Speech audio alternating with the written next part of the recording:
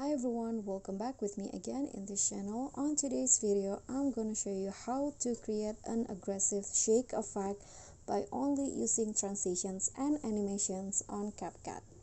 So first you need to add your clips and then go straight to the transition box.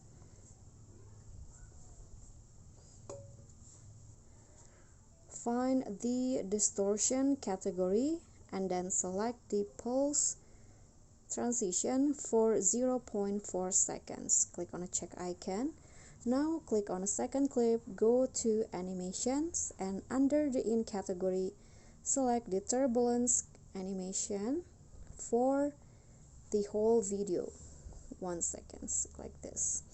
Click on a check icon and you are done. So this will be the result. Okay, so if you have more than 2 clips, you can just repeat the steps for the rest of the clips. That's all from me. Thank you so much for watching. Please don't forget to subscribe, like this video, comment, and click on thanks. Thank you.